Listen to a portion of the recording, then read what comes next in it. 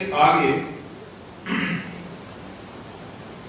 शिव पूजन की वैदिक विधि का वर्णन है। एक विधि पुराणों के अनुसार होती है, एक तत्व शास्त्र के अनुसार होती है और एक विधि वैदिक मार्ग से होती है। तो वैदिक विधि का प्रयोग वही करें जिनका वेद में अधिकार है और जिनका जहां जैसा अधिकार बनता है उस विधि के अनुसार करें। संतुष्ट भगवान सब भक्तों से होते हैं। ऐसा नहीं है कोई वेद वाले से संतुष्ट होंगे और पुराण वाले से भगवान संतुष्ट नहीं होंगे। ऐसा चिंतन किसी को भी कहीं नहीं करना चाहिए। फिर अलग अलग प्रकार के पुष्पों, अच्छा वो आपका संदेश आया था पार्थिव पूजन रविवार, ठीक है। तो रविवार को हम लोग व्यवस्था जैसी बनी है, रविवार को आप लोगों को पार्थिव शिवलिंग का पूजन यहाँ करके दिखाएंगे उस विधि से जिससे आप सब अपने घर में कर सकते हैं, नियम से रोज कर सकते हैं और जिसका पूरा पूरा पुण्य भी आप लोगों को मिलता है, ठीक। तो आप अपने घर, अब जो प्रयोग में बता रहा हूं ये रविवार को आप सीख जाएंगे किस तरह से वो पार्थिव पूजन किया जाता है। उसके बाद अपने घर की पिंडी पर, पार्थिव लिंग पर आप ये प्रयोग कर सकते हो जो अभी मैं आपको बता रहा हूं। तो यहां पर कहते हैं अगर आपको लक्ष्मी की प्राप्ति की इच्छा नहीं है तो होनी चाहिए, हाँ ठीक है। जैसे मूर्खतापूर्ण बातों में कभी मत फंसिएगा, अगर ये तो माया है, मैंने कल भी इसको उठाया था। गृहस्थ आश्रम में अगर लक्ष्मी प्राप्ति की इच्छा नहीं तो संसार से संन्यास ले लीजिए, उलझन में मत जिए। है गृहस्थी और बात कर रहे साधु जैसे, है साधु और बात कर रहे हैं कि आश्रम में 2-4 एसी और लग जाए तो काम बन जाए। अगर आपको साधु बनना है तो साधु ही बनिए और गृहस्थ आश्रम में है तो अपने अपने वर्णानुसार लक्ष्मी प्राप्ति की कामना करनी चाहिए। वर्णानुसार का अर्थ है यदि ब्राह्मण वर्ण है तो बहुत अधिक धनाढ़ है बनने की चिंता न करें। ब्राह्मण को ये शोभनीय नहीं है कि करोड़पति बनने के सपने देखें। और यदि क्षत्रिय है तो क्षत्रिय को तो राज्य प्राप्ति का विचार करना ही चाहिए, क्योंकि असली अधिकार राज करने का क्षत्रिय का ही है। यदि वैश्य है तो कृषि गोरक्षा पर आधारित वाणिज्य और व्यापार का विशेष रूप से विस्तार करने का उसे कार्यक्रम बनाना ही चाहिए, जिससे कृषि को और गौरक्षा को लाभ पहुंचे। इस प्रकार का अपना व्यापार तंत्र खड़ा और उसे खूब बड़ा करने की सोचे। और यदि शूद्र है तो अपने सेवा तंत्र को खूब आगे ले जाए। अब सेवा शब्द का मतलब ये नहीं है कि कूड़ा उठाने के लिए थे। शूद्र का अपमान करना ये महापाप है। कोई शूद्र जाति वाला है और उसको शूद्र शूद्र कह करके उसका यदि कोई अपमान करता है, खुद को बड़ा भारी ब्राह्मण क्षत्रिय वैश्य स्थापित करता है तो वास्तव में वो महापुरुष ही है। भगवान आद्य जगत गुरु श्री शंकराचार्य महाभाग 16वें अध्याय में दैवी संपत्ति और आसुरी संपत्ति का वर्णन करते हुए आसुरी संपत्ति के प्रकरण में परुषता इस आसुरी गुण की चर्चा करते हुए कहते हैं कि कोई किसी की जाति शब्द को प्रयोग करके, जाति को पकड़ करके यदि बारंबार उसे नीचा दिखाने की कोशिश करता है, उसको छोटा साबित करने की कोशिश करता है, तो ये आसुरी संपत्ति है, यानी ये उसका आसुरी गुण है। जो व्यक्ति अपने किसी कर्मानुसार जहां जिस स्थिति में आया है, साधु ब्राह्मण का ये धर्म बनता है, उसे ऊपर उठाने की चेष्टा करे कि वो अपने जीवन में कैसे आगे बढ़ सकता है, लोक में भी खूब सुख से रहे और परलोक भी उसका उत्तमोत्तम हो। ये धर्मशास्त्र की शिक्षा नहीं है, ना ही ये प्राचीन आचार्यों की शिक्षा है कि जो मान लीजिए शूद्र है अथवा अन्य जातियों में तो उनको नीचा दिखाया जाए या उनको हर समय कोसा जाए, उनको बुरा भला कहा जाए। इस कारण ही विधर्मियों ने लाभ उठा करके हिंदू धर्म में घात लगाई है और इसका परिणाम ये हुआ कि जगह जगह चर्च बनते चले गए और एक आपस में ही हमारा सनातन समाज खंडित होने लगा। और उस खंडित होने के पीछे मूल कारण क्या था? स्पष्ट बोल रहा हूं, कितनी बड़ी बड़ी ब्राह्मण सभाएं, क्षत्रिय सभाएं, वैश्य समाज की सभाएं, जाट सभा, यादव सभा बनी खड़ी। ये सारे के सारे सभाएं यही चाहती हैं कि सारे भारत का धन, सारे भारत की संपत्ति, सारे भारत के अधिकार इनको दे दो और बाकियों को कुएं में पड़ दो। सीधा चिंतन का ये। जबकि ब्राह्मण, क्षत्रिय, वैश्य आदि समस्त सभाओं का लक्ष्य क्या होना चाहिए? शास्त्र के बल पर अपने कर्तव्य कर्म को जाने और उन सभाओं में बैठकर विचार विमर्श करें कि भाई हमारा कर्तव्य कर्म तो ये बनता है कि जिससे हमारे सभा का भी भला हो, साथ ही साथ हमारे कारण इस राष्ट्र का, इस सनातन धर्म का भी विशेष रूप से उत्थान कैसे हो, हम सफलता का हेतु बने, न कि संकट खड़ा करने वाला एक संगठन बन करके खड़े हो जाए। तो ये शास्त्रीय चिंतन है। वर्णाश्रम समस्या के समाधान के लिए था, न कि समस्या खड़ी करने के लिए था। एक शास्त्रीय जातिवाद है और एक राजनीतिक जातिवाद है। राजनीतिक जातिवाद का जानते हैं क्या कार्य है? पहले वो आपके समाज में आकर संगठन बनवाता है। अगर आप वैश्य हैं, क्षत्रिय हैं, ब्राह्मण हैं, तुम रह गए, न तुम्हारी नौकरी, न व्यापार, न कोई काम धंधा, इकट्ठे हो जाओ, जीने नहीं देंगे आगे तुम। ऐसे इमोशनल ड्रामा कर आवाज नहीं, तो कुछ नहीं, कुछ सोचना पड़ेगा, अपना बनाओ, बड़ा सा संगठन बनाओ, डंडे लेके पहुंचेंगे वहां और डंडे लेंगे, लठ भी मारे, सर भी फोड़े, सर फोड़े, सारे काम। क्या दुख इस बात का होता है कभी कभार अच्छे खासे विवेकी व्यक्ति भी चक्रव्यूह में आ जाते, जिनको सब पता है कि ये तमाशा क्यों हो रहा है। अच्छा, राजनीतिक जातिवाद यानी आपको बनाना है ना किस प्रकार का कि अन्य जातियों से आपको एक दूरी बनानी है, आपको उनको दबाना है, आपको उनसे ईर्ष्या करनी है। और उन्होंने केवल एक आपकी जाति का संगठन नहीं बनाना, उन्होंने अन्य जातियों के भी ऐसे ही संगठन बना डालने। और फिर क्या करेंगे? यूनिवर्सिटी में बैठ के कम्युनिस्टों की तरह पुस्तक लेखन करेंगे। ये जो जातिवाद है, इसके कारण भारत पीछे रह गया। देखो कैसे एक दूसरे के दुश्मन बने। यानी पहले समस्या खड़ी करो, फिर उसकी दवाई के रूप में और विष लेकर गया। राजनीतिक जातिवाद ने सर फुटक्कर कराई। शास्त्रीय जातिवाद के कारण कहीं कोई समस्या 1,97 करोड़ वर्ष पुरानी इस भारतीय संस्कृति में कभी नहीं हुई। बीमारी कहीं और निशाना कहीं और। शुद्ध शास्त्रीय जो वर्णाश्रम व्यवस्था है उसे दोषी ठहराया जा रहा है राजनेताओं की करतूत को। इसको चिंतन करने की आवश्यकता है।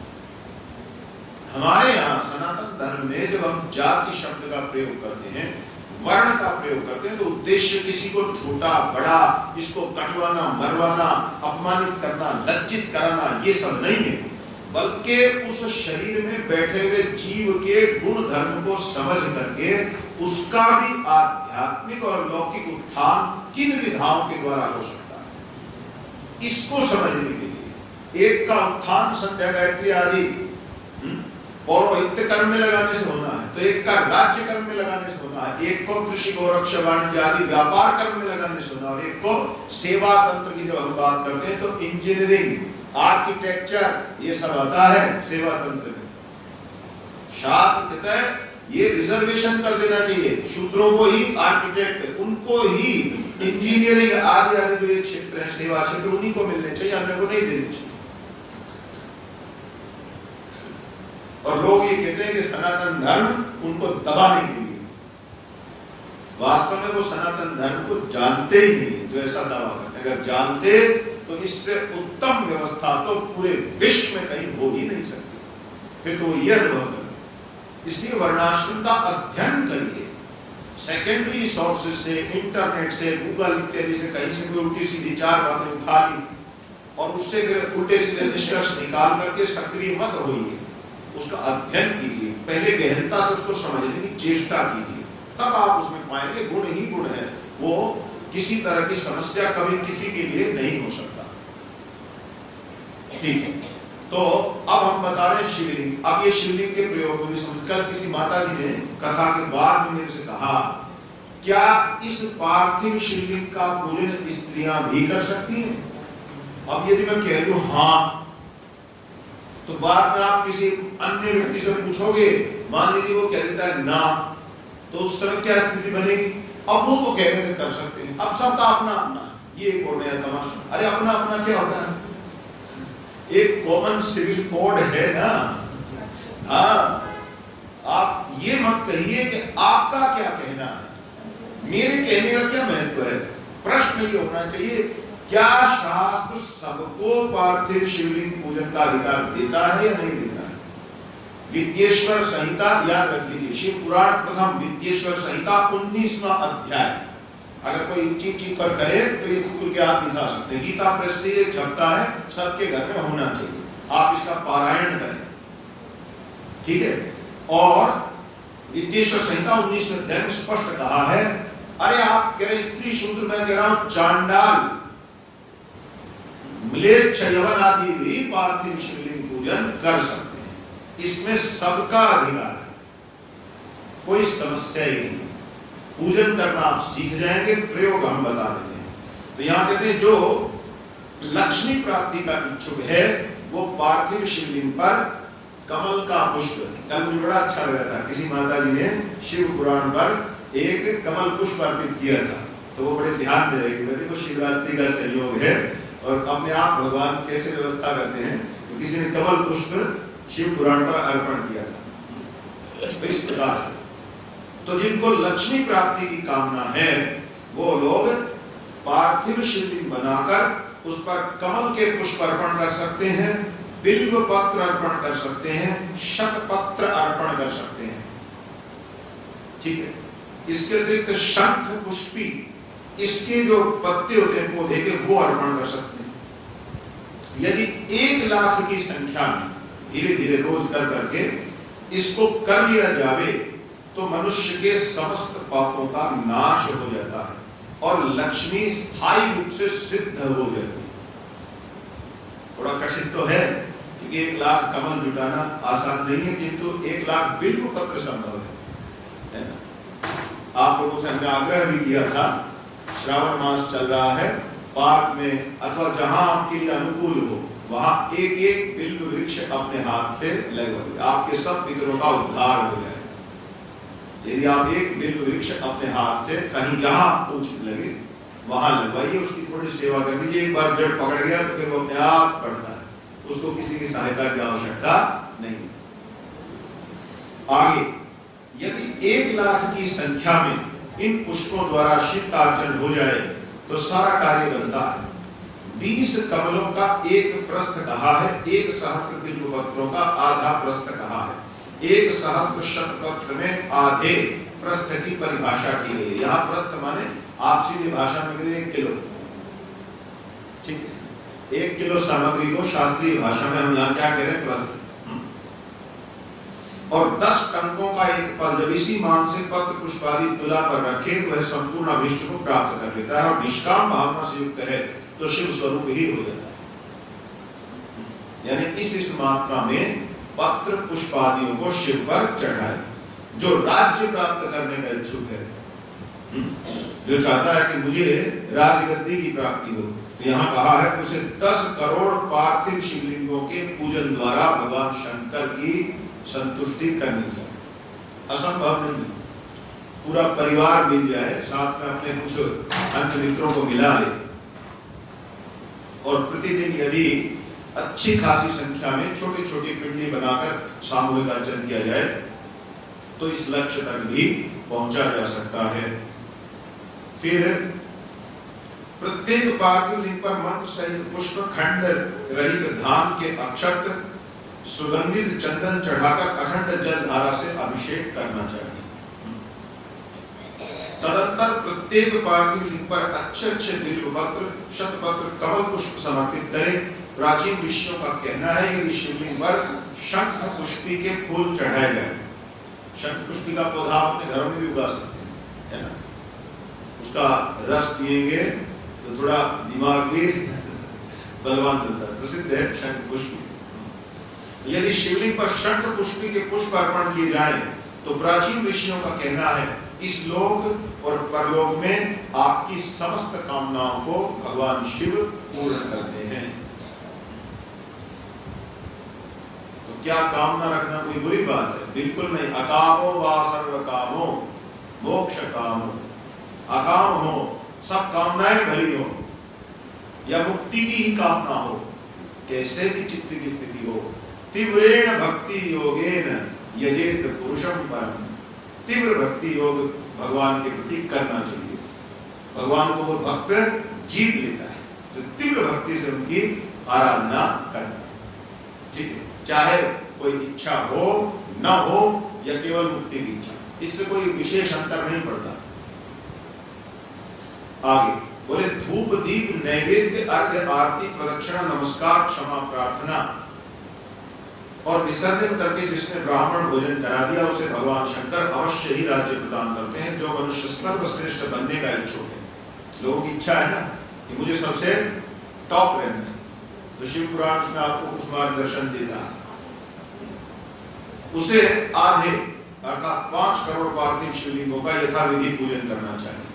अगर कोई हमारा सज्जन बंधु कारागार में पड़ा है, जेल में बंद है, तो यहाँ पर कहते हैं 1 लाख पार्थिव लिंगों से भगवान शंकर की पूजा करनी चाहिए।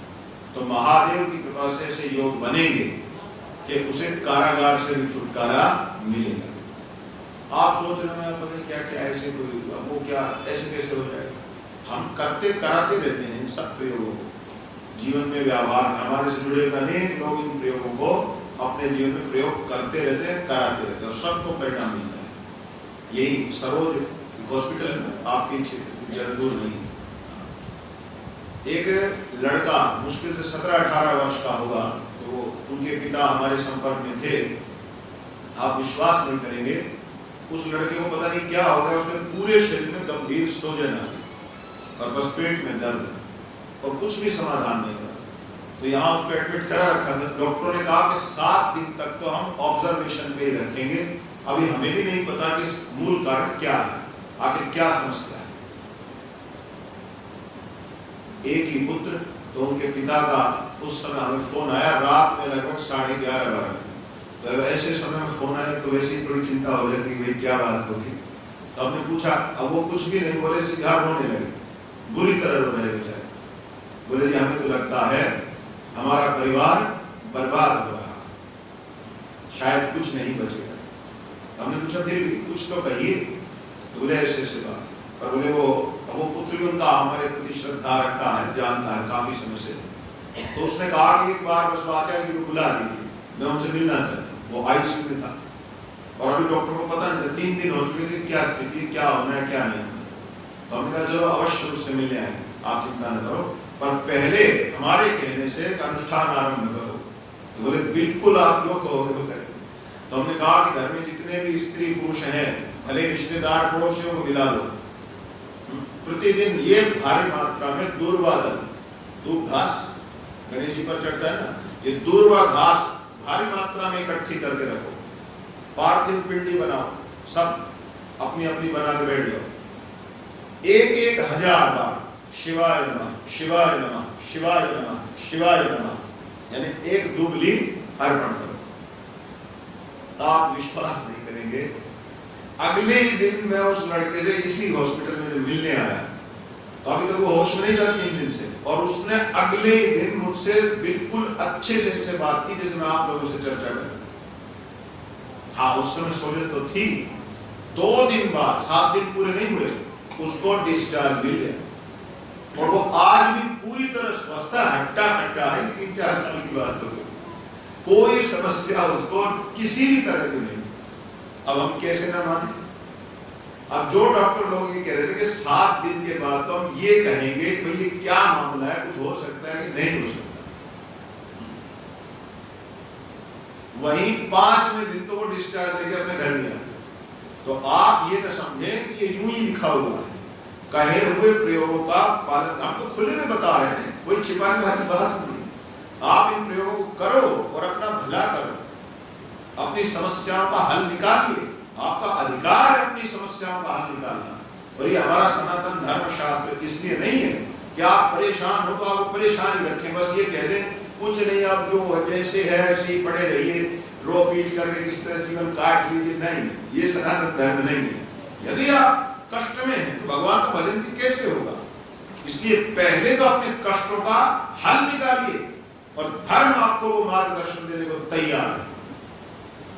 अरे सुश्रुत संहिता आयुर्वेद के ग्रंथों में वाघभट्ट जी आदि आयुर्वेदाचार्य ने कितनी बार ये लिखा है कि इस बीमारी में नारायण का इस प्रकार अर्चन करे, भैरव का इस प्रकार अर्चन करे, शिव का इस प्रकार अर्चन कराए, तो इससे उसके रोग का नाश हो जाता है।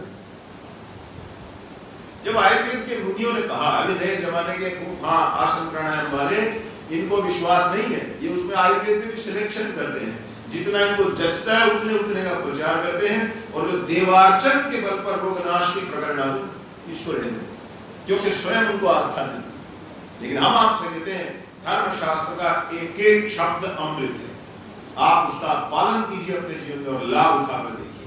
ठीक है, आगे कहते हैं यदि रोगग्रस्त हो तो उसे उस संख्या के आधे 50,000 पार्थिव शिवलिंग का पूजन कराना चाहिए या स्वयं बना करके करे।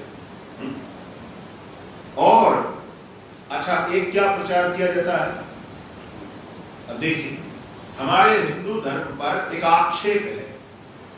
क्या आक्षेप किया कि हम तो घर में बेटी चाहते ही नहीं, हमारे घर में बेटी का जन्म हो गया तो हम तो मरे से हो जाता है, लड़की हो। ये प्रचार है ना, हम तो सबको बेटा चाहिए। ये पागल धर्म वालों ने क्या बातें कर रहे हैं, न तुमको धर्म का पता, न तुमको धर्म के इतिहास का पता। ऐसे लोगों को ये उत्तर दिया गया। हम चुनौती देते हैं, किसी भी धर्म शास्त्र से कोई एक पंक्ति निकाल के दिखा दे जहां ये कहा हो कि हमारा सनातन धर्म ये कहता है कि कन्या का जन्म ना हो, या कन्या हो तो राजस्थानियों की तरह से जैसे उधर में अधिकतर हो जाता था कि उसको पानी में डुबा करके मार देते। अभी कभी कहां हमारे धर्म में कहा है? मैं जो अगली पंक्ति बोलने जा रहा हूं वो तो उल्टा तमाचा है उन विरोधियों के मुखमंडल पर, जो सनातन धर्म को पुत्री विरोधी सिद्ध करने का दम्भ करते हैं। सुनिए शिव पुराण क्या कह रहा है।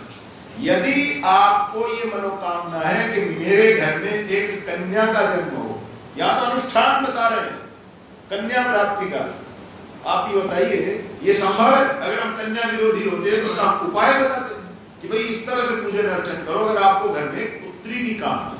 क्या अनुष्ठान?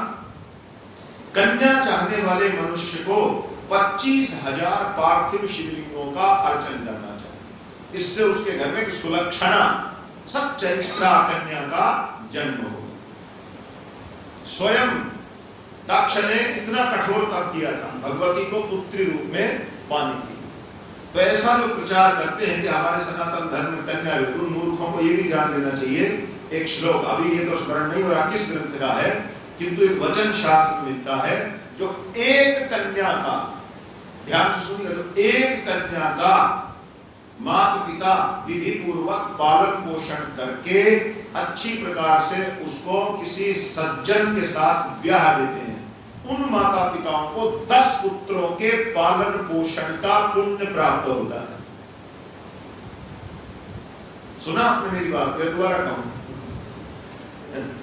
जो एक कन्या को जन्म देकर उसका भरण पोषण पालन पोषण करके और उसको किसी सज्जन पुरुष को देते हैं तो उनको 10 पुत्रों के पालन के बराबर पुण्य की प्राप्ति होती है। और जिस स्त्री ने एक कन्या को जन्म देकर उसे इस प्रकार विधि पूर्वक सुसंस्कारित बनाया, मां का पूरा कर्तव्य निभाया और उसे सही स्थान पर पहुंचाया, उस कन्या की माता को वेद ने दुर्गा कहा। साक्षात तो वो दुर्गा है। उस स्त्री के दर्शन से वही पुण्य होता है जो दुर्गा जी के मंदिर में आके दर्शन से पुण्यवास मानने की, जो माता के दर्शन से पुण्य होता है वही पुण्य होता है उस स्त्री के दर्शन से जिसने एक कन्या को जन्म दिया और उसे पाल पोष कर सज्जन पतिव्रता आदि शुद्ध जो स्त्रियोचित धर्म है उनकी शिक्षा दी। ये शास्त्र की वाणी है। क्या बात करते हैं लोग, सनातन धर्म पर आक्षेप करने वालों को लज्जा आनी चाहिए। विश्व में ऐसा कौन सा धर्म है जो इस प्रकार से नारी की मर्जी? लोग सोचते हैं बस यहाँ एक ही लाइन लिखी हुई है, यत्र नारीस्तु पूज्यन्ते तत्र देवता। वो ले देके सोचो मनुस्मृति के साथ वाक्य के अलावा कहीं कुछ है ही नहीं। अब आप ही बताइए, जो धर्म शास्त्र ये कह रहा है कि एक कन्या के भरण पोषण से 10 पुत्रों के पालन के बराबर पुण्य होता है, क्या वो धर्म कन्या का विरोधी किस दृष्टि से हो जाएगा? ये संभव हो सकता है क्या? असंभव बात है। इसलिए इन सत्यों को जानिए। जो विद्या प्राप्ति की इच्छा रखता, जिसको ये मनोकामना है कि मेरा ज्ञान विस्तार को प्राप्त करे, तो वो मनुष्य क्या करे? 12,500 पार्थिव शिवलिंग बनाने का संकल्प करे और उनका पूजन करे। आप कहोगे 12,500, अरे आप प्रतिदिन 11 शिवलिंग का संकल्प कर लीजिए, तो साल 2 साल में संख्या बहुत आगे निकल जाएगी। इस प्रकार से चलता है। ठीक है, आगे। और यदि आपकी ये मनोकामना हो कि मेरी वाणी में विशेष ओजस्विता आ जाए, जब मैं बोलूं तो उसका प्रभाव श्रवणकर्ताओं पर हो, तो कहा पार्थिव शिवलिंग का निर्माण करके उसका पूजन करें। वो तो आप सीख जाएंगे रविवार को। उसके पश्चात उसका घी से विशेष रूप से अर्चन करें। कई बालकों की समस्या नहीं होती कि बोलने में बड़ी कठिनाई होती है। कई बार अच्छे खासे बुद्धिमान युवक भी ये शिकायत, या युवतियां ये शिकायत करती हैं कि मुझे घबराहट हो जाती है, सबके सामने नहीं बोला जाता। पता तो होता है कि बात क्या है, कैसे है, लेकिन इतनी हिम्मत नहीं होती कि सबके सामने अच्छे से उस बात को रख सकें। तो जिसको वाग्मी बनना है, शास्त्रीय भाषा में वाग्मी यानी वाक का स्वामी, जिसकी वाक विशेष हो, तो कृत्य से नित्य शिवलिंग का, पार्थिव शिवलिंग का अर्चन करें। आगे कहते हैं अभिचार आदि कर्म से ये समस्या होती है कि कोई शत्रु बुद्धि वाले लोग उल्टे सीधे कुछ तांत्रिक मांत्रिक कर्म एक दूसरे पर करा देते हैं। अब उसके चक्कर में जो ये तंत्र मंत्र वाले बैठे हैं, जगह जगह दुकान खोले या आपका घर खाली करा देते हैं। वो हमारे गांव देहात में, वैसे तो सब गांव देहात के ही 4 दिन से नगर बने ठीक है, तो एक कहावत है, ये जो तांत्रिक होता है इसको शाना ऐसे बोलते हैं, शाना, आपने शब्द सुना होगा ठीक है। तो एक कहावत है शाना, आगे पता है किसी को? घर खाना शाना और घर खाना, इनके चक्कर में मत पड़िए तो आपके घर को खा जाएंगे पूरे निचोड़ के। इनका यही काम होता है, हर बात में कहते हैं ये और वो ले आओ 50,000, ले आओ लाख, ले आओ 2 लाख, कहीं नहीं रुकते। तो शाना और घर खाना ऐसी अपने लोकल हरियाणा में कहावत है, इसलिए इनसे बचना चाहिए। ये नहीं कि कुछ ऐसी बात है, शास्त्र का सहारा लो ना, किसी विद्वान ब्राह्मण से संपर्क करिए, सब हो ही जाएगा। उसको इतने उल जलूल लोगों के पास जाने की क्या आवश्यकता है? सुनिए शिव पुराण यहाँ क्या कह रहा है। अभिचार आदि कर्मों में, यानी आपको भय है कि कोई आपको कुछ पैरानॉर्मल मेथड से नुकसान पहुंचाने की कोशिशें कर रहा है, तो यहाँ शिव पुराण कहता है ऐसी स्थिति में कमल पुष्पों से शिव पूजन करना आरंभ कर देना चाहिए। यदि आप पार्थिव शिवलिंग पर कमल पुष्प अर्पण करने लग जाएंगे तो आप पर कैसा भी कोई अभिचार हो सब भस्म हो जाए। ये शिव पुराण की घोषणा है, ठीक है। सामंत राजाओं पर विजय प्राप्त करने के लिए 1 करोड़ कमल पुष्पों से शिव यजन, राजाओं को अनुकूल करने के लिए 10 लाख कमल पुष्पों से पूजन, यश प्राप्ति के लिए उतनी ही संख्या और वाहन आदि की प्राप्ति के लिए 1000 पार्थिव लिंगों का पूजन। कई लोग प्रश्न करते हैं नई गाड़ी कब तक आएगी, हमारी अपनी गाड़ी कब तक होगी? तो यहाँ शिव पुराण कहता है 1000 पार्थिव शिवलिंग पूजन संकल्प लेकर करिए तो आपको वाहन आदि की प्राप्ति का योग बनेगा।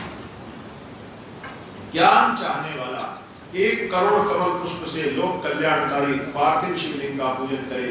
शिव का दर्शन प्राप्त करने का इच्छुक 50 लाख कमल पुष्पों से अर्चन करने का संकल्प ले। जिसको शिव दर्शन की अभिलाषा हो, भगवान शिव के पहले दर्शन कर। कामनाओं की पूर्ति के लिए महामृत्युंजय मंत्र के जप का अनुष्ठान कराया जा सकता है। महामृत्युंजय जप आप सबको अपने आप नहीं शुरू कर देना चाहिए, पहले ही चर्चा हो चुकी है कल परसों में। वो वैदिक मंत्र है, वैदिक मंत्र का उच्चारण जिसके सिर पर शिखा हो, शिखा के नियम जीवन में हो, जनेऊ धारण करता हो, जनेऊ के शास्त्रीय नियमों का पालन करता हो, वैदिक मंत्र का अधिकार तभी है। अन्यथा पुराणों के मंत्रों की सहायता लेनी चाहिए। एक पुराणोक्त त्रयंबक मंत्र भी है, अलग से, जो पौराणिक शैली में, उसका जप कर सकते हैं। लेकिन जो ये वैदिक मंत्र है जो आजकल कैसेटों में बजाते हैं, उससे लाभ के स्थान पर हानि होने का डर है, क्योंकि उसके जो विधि है उसका पालन ठीक प्रकार से नहीं हो पाएगा, आपका उच्चारण भी उसका अनुचित हो जाता है। हमें देखता हूँ कि ओम त्र्यंबकम यजामहे पूरा राग गा रहे हैं ढकली। वैदिक मंत्र को गाने से तो वाग वज्र हो जाता है। वाग वज्र यानी गायक का नाश कर देता है वैदिक मंत्र ही, जो कि वेद के मंत्र को गाने का विधान नहीं है। भागवत सुनी होगी आपको, हमसे भी सुनी थी और भी कहीं सुनी होगी। भागवत के अंदर क्या आप भूल गए? इंद्र किसको उत्पन्न करना चाहते थे? नहीं, इंद्र को जो मारे उसको उत्पन्न करने के लिए ऋषियों ने यज्ञ किया, लेकिन क्रोधावेश में थोड़ा सा एक मात्रा का गलत उच्चारण हो गया, तो अर्थ क्या बन गया? वो उत्पन्न हो जिसको इंद्र मारे। जैसे मैं अभी आपसे कहता शिवाय नमः, य का उच्चारण होना चाहिए, शिवाय का कोई अर्थ नहीं। शिव आय, फिर ये संस्कृत की दृष्टि से, व्याकरण की दृष्टि से इस शब्द का कोई अर्थ ही नहीं। शिवाय, शिवाय इसका अर्थ है शिव के लिए, चतुर्थी विभक्ति, एक वचन हो गया। तो इसलिए मंत्र शास्त्र में बहुत सावधानी चाहिए, इसको बहुत बारीकी से पहले सीखना होता है। ये ट्रेडिशन बिल्कुल गलत है कि टीवी ऑन कर लिया तो दुनिया भर के ज्योतिषी बैठे हैं, उठपटांग जाने क्या क्या कह रहे हैं, और आपने सुन के फट अपनी डायरी में 50 नोट बना लिए और सारे काम करके आऊंगा, और फिर कहते मैं तो और परेशान हो गया। इसलिए बचिए। झोला छाप डॉक्टर के पास जाके इलाज करा रहे तो गलती आपकी है। इसलिए आपको बड़ी सतर्कता से, सावधानी से, जान करके ही शास्त्रीय कर्म करने चाहिए। आगे यहां पर कहते हैं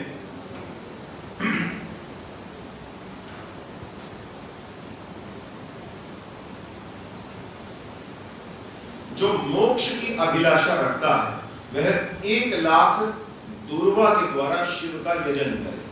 अभी हमने कहा था ना, दूध घास होती है तो एक एक करके उसको चढ़ाए। बिल्व पत्र के समान इसको भी ऐसे ही ग्रहण करते हैं, जैसे बिल्व पत्र में 3 पत्ते एक साथ होते हैं ना, और वो भी अखंडित होना चाहिए, कटा फटा नहीं होना चाहिए। ऐसे ही दूर्वा का विधान है, दूर्वा में 3 पत्ती एक साथ होनी चाहिए, वही शिवार्पण के योग्य कही गई है। ऐसे 1 लाख से अर्पण करेगा, संकल्प करे तो उसको मोक्ष की प्राप्ति होती है। मोक्ष तो सबको ही चाहिए, या कोई इतना भी आगे जा चुका है उसकी टाल में कोई जरूरत नहीं। तो सभी चाहते हैं कि भाई संसार दुख का घर है, दोबारा यहाँ ना आना पड़े। तो आप संकल्प कर लो कि पार्थिव पिंडी बना के धीरे धीरे रोज, अभी तो फ्री में मिल जाती है, दूर्वा घास के लिए कोई पैसे थोड़ी ना कहीं खर्चा होगा, तो एक एक करके अर्पण कीजिए, अपनी संख्या अपनी डायरी में लिखते चलिए कितनी हो गई। तो यहाँ 1 लाख का विधान करते हैं। शिव की पूजा में सर्व